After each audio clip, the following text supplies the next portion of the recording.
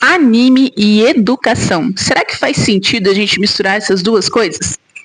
Olá pessoal, para quem não me conhece, eu sou a Thaís aqui do canal Thaís Plus Cota e hoje eu quero convidar vocês para que a gente converse um pouquinho sobre essas duas coisas e pensar se isso faz algum sentido para a nossa realidade em plena 2025.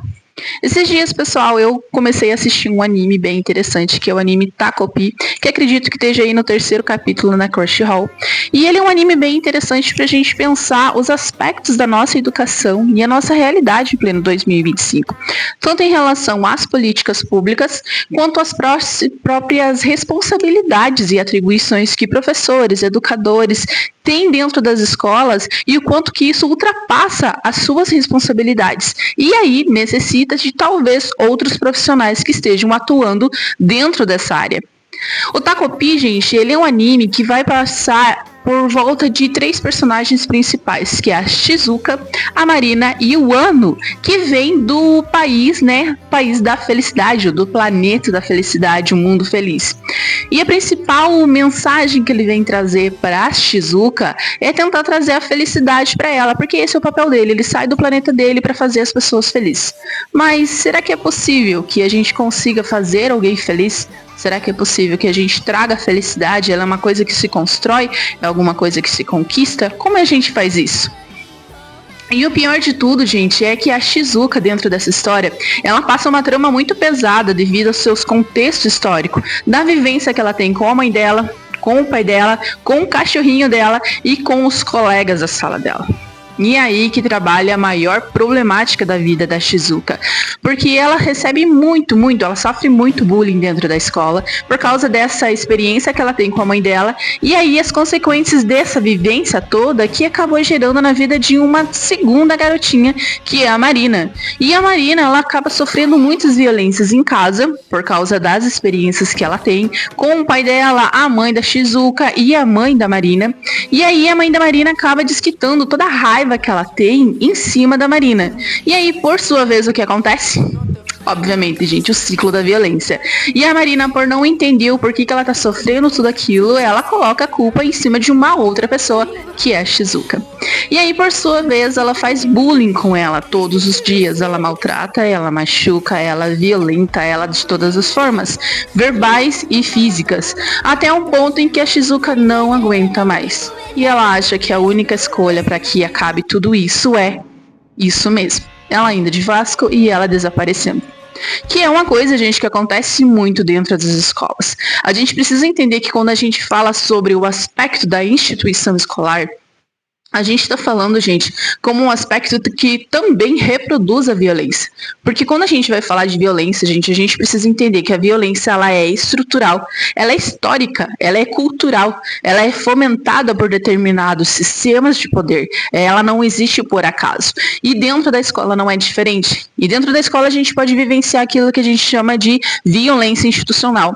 Porque quando a gente vê essas duas crianças sofrendo dentro desse ambiente, e essa criança, né, no caso a Marina, fazendo bullying junto com as suas amiguinhas, com a Shizuka, a gente percebe que chega uma professora dentro de sala de aula, isso é spoiler, gente, caso, né, mas a gente vê a professora chegando em sala de aula extremamente cansada, desanimada, ela não se importa, ela não liga mais pra nada, e aí ela vê que isso tá acontecendo, porém, ela não faz nada. E aí as meninas continuam fazendo essa violência, esse bullying contra essa criança. Então a gente consegue perceber que a gente está falando de um sistema, então, de violência institucional contra as crianças e contra a professora. Então a gente está falando de todo um sistema. E aí que acaba afetando todas essas pessoas. E aí, Thaís, por que a gente está falando sobre isso hoje? Porque, gente, uma das estratégias que a gente tem para trabalhar com essa realidade é, por exemplo, uma lei, que caso vocês não conheçam, que é a Lei 13.000, deixa eu só confirmar aqui, 13.935 de 2019. E o que essa lei tem, gente? Ela é uma lei federal que exige que os municípios instituem dentro dos seus concursos e contratem profissionais de psicologia e assistentes sociais. Então, profissionais de serviço social e psicologia para atuar dentro das escolas e principalmente na educação básica. A principal função disso, gente, é em cima de uma outra lei também, que é a Lei 13.662, que vai instituir, então, a necessidade de educação para a paz dentro das escolas, também com foco na educação básica. Essas duas leis, gente, ela tem como função, então, trabalhar o aspecto da não violência dentro das escolas e também trabalhar o aspecto da necessidade de profissionais especializados para trabalhar questões específicas da escola, que fogem da atribuição de um educador social, de um professor, de um pedagogo.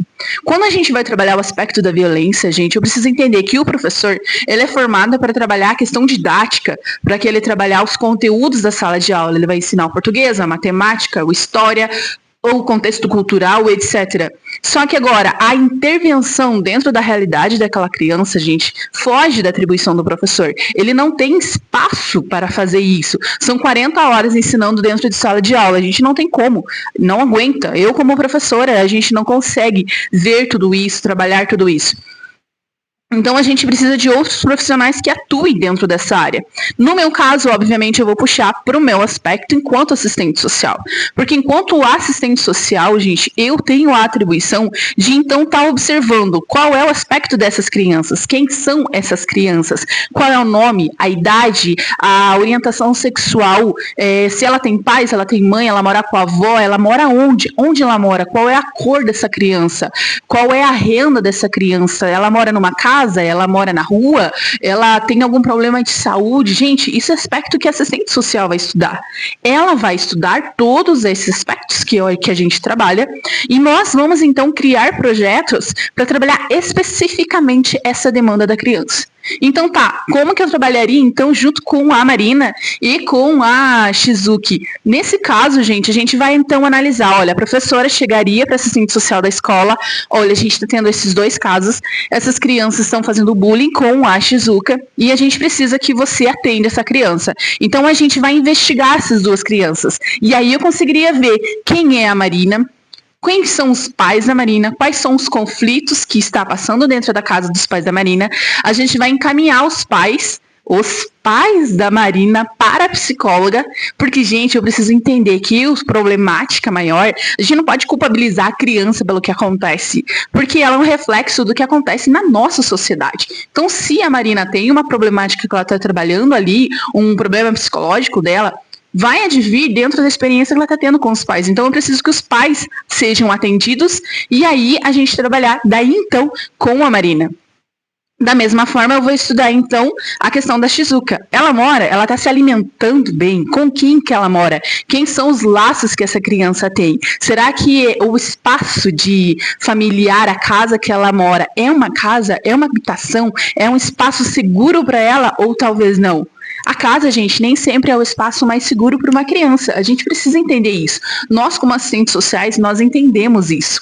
E aí, então, você perceber a necessidade de outros profissionais. Então, eu, como profissional, eu atenderia essas crianças, então, investigar os pais dela, trabalhar junto com o psicólogo, os pais dela, trabalhar o aspecto só assistencial da Shizuka, a questão de trabalho da mãe dela, a questão de não ter a relação paternal dessa criança, a gente poder encaminhar ela para outros serviços de atendimento, porque uma criança não pode ficar sozinha o dia inteiro em casa, dormir sozinha em casa, isso é muito perigoso. Então, preciso de outras pessoas acompanhando essa criança para que ela possa se desenvolver e desenvolver todas as suas potencialidades. Olha que incrível, gente. Então, assim, o que eu sugiro para vocês, gente? Assistam esse anime, eu acredito que isso vai agregar muito para a experiência de vocês. O psicológico de vocês precisa estar um pouquinho forte, porque esse anime realmente ele puxa pra gente muitos gatilhos que, se eu não estiver preparada, talvez não seja uma boa assistir. Mas, assim, para nós, enquanto profissionais da educação, profissionais do serviço social, eu acredito que ele é um ótimo estudo de caso para que a gente comece a perceber aonde nós somos necessários. E aí, continuar provocando que os estados, os municípios, eles institucionalizem, materializem essa lei. Nós temos alguns concursos saindo, não estou vendo nenhum concurso para professor na escola, ou melhor, concurso para assistentes sociais e psicólogos dentro da escola.